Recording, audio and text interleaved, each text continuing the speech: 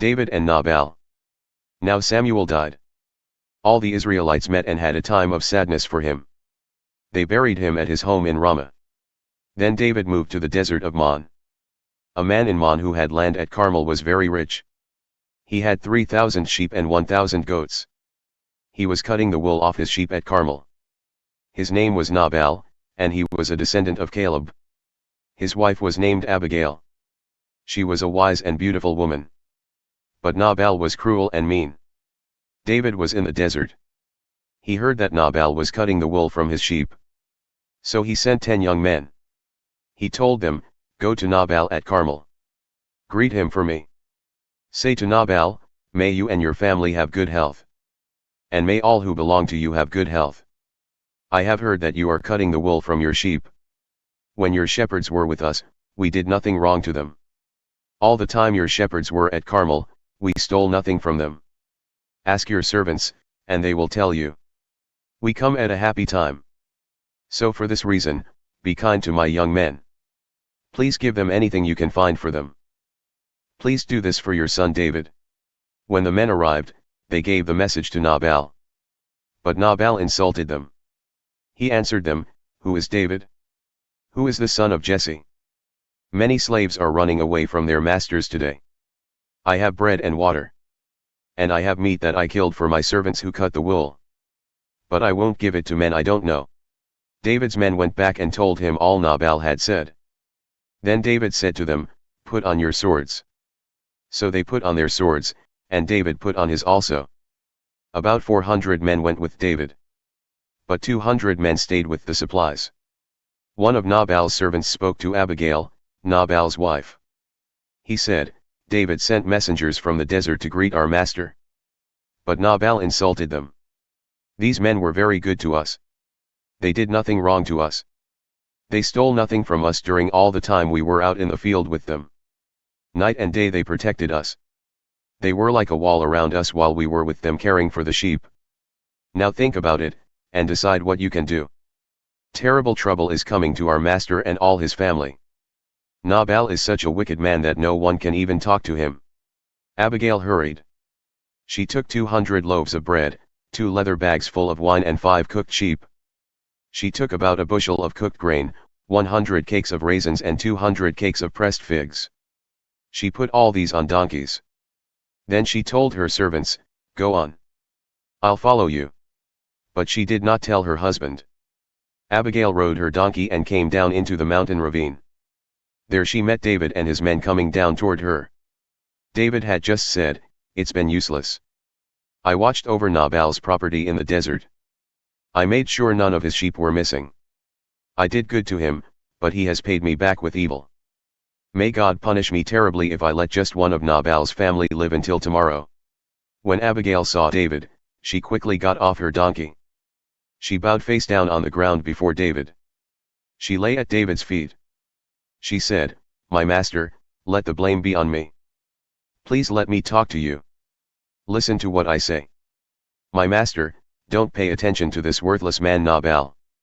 He is the same as his name. His name means fool, and he is truly foolish. But I, your servant, didn't see the men you sent. The Lord has kept you from killing and punishing people yourself. As surely as the Lord lives and as surely as you live, may your enemies become like Nabal. I have brought a gift to you. Please give it to the men who follow you. Please forgive my wrong.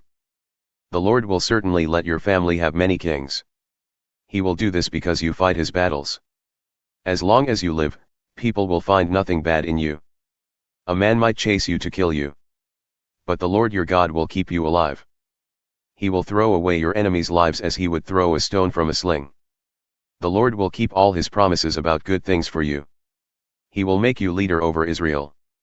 Then you won't feel guilty. You won't have problems about killing innocent people and punishing them yourself. Please remember me when the Lord brings you success." David answered Abigail, "Praise the Lord, the God of Israel. He sent you to meet me. May you be blessed for your wisdom. You have kept me from killing or punishing people today. As surely as the Lord, the God of Israel, lives, he has kept me from hurting you. If you hadn't come quickly to meet me, no one belonging to Nabal would have lived until tomorrow." Then David accepted Abigail's gifts. He told her, "Go home in peace. I have heard your words, and I will do what you have asked." Nabal's death. When Abigail went back to Nabal, he was in the house. He was eating like a king. He was very drunk and in a good mood. So she told him nothing until the next morning. In the morning he was not drunk. Then his wife told him everything. His heart failed him, and he became like a stone. About 10 days later the Lord struck Nabal and caused him to die. When David heard that Nabal was dead, he said, "Praise the Lord. Nabal insulted me, but the Lord has supported me. He has kept me from doing wrong. And the Lord caused Nabal to die because he did wrong." Then David sent a message to Abigail. He asked her to become his wife. His servants went to Carmel and spoke to Abigail. They said, "David sent us to take you so you can become his wife." Abigail bowed face down on the ground. She said, "I am your servant. I'm ready to serve you. I'm ready to wash the feet of my master's servants." Abigail quickly got on a donkey and went with David's messengers. She had 5 maids following her. And she became David's wife. David also had married Ahinoam of Jezreel. So they were both David's wives. Saul's daughter Michal was also David's wife. But Saul had given her to Paltiel son of Laish. Paltiel was from Galim. David shamed Saul again. The people of Ziph went to see Saul at Gibeah. They said to him, "David is hiding on the hill of Hachilah opposite Shimon." So Saul went down to the desert of Ziph. His 3,000 chosen men of Israel went with him. They looked for David in the desert of Ziph. Saul made his camp on the hill of Hachilah, beside the road opposite Shimon. But David stayed in the desert. He heard Saul had followed him. So David sent out spies and learned that Saul had come to Hachilah. Then David went to the place where Saul had camped. He saw where Saul and Abner son of Ner were sleeping. Abner was the commander of Saul's army. Saul was sleeping in the middle of the camp with all the army around him. David talked to Ahimelech the Hittite and Abishai son of Zeruiah. Abishai was Job's brother. He asked them, "Who will go down into Saul's camp with me?" Abishai answered, "I'll go with you." So that night David and Abishai went into Saul's camp. Saul was asleep in the middle of the camp. His spear was stuck in the ground near his head. Abner and the army were sleeping around Saul. Abishai said to David, "Today God has let you defeat your enemy. Let me pin Saul to the ground with the spear. I'll only do it once. I won't hit him twice."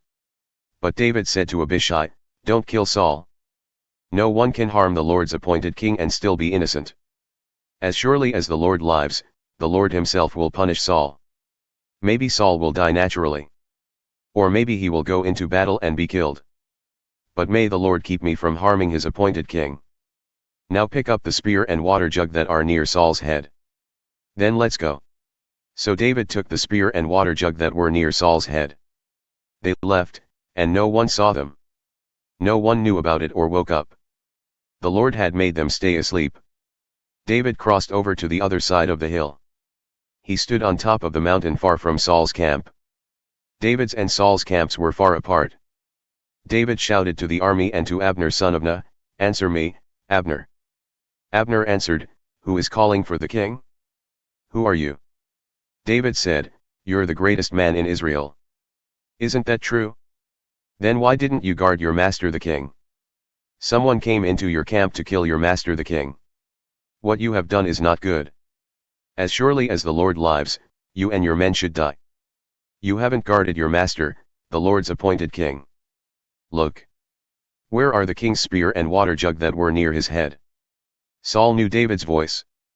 He said, "Is that your voice, David my son?" David answered, "Yes, it is, my master and king." David also said, "Why are you chasing me, my master? What wrong have I done? What evil am I guilty of? My master and king, listen to me. If the Lord caused you to be angry with me, let him accept an offering. But if men caused you to be angry with me, let the Lord curse them. They have made me leave the land the Lord gave me. They have told me, 'Go and serve other gods.' Now don't let me die far away from the Lord's presence. The king of Israel has come out looking for a flea. You're like a man hunting a partridge bird in the mountains. Then Saul said, I have sinned. Come back, David my son. Today you respected my life. So I will not try to hurt you. I have acted foolishly. I have made a big mistake. David answered, Here is your spear. Let one of your young men come here and get it. The Lord rewards every man for the things he does right and for his loyalty to him. The Lord put you into my power today. But I wouldn't harm the Lord's appointed king. I respected your life today. Surely, in the same way, the Lord will respect my life. Surely he will save me from all trouble. Then Saul said to David, You are blessed, my son David. You will do great things and succeed. So David went on his way, and Saul went back home.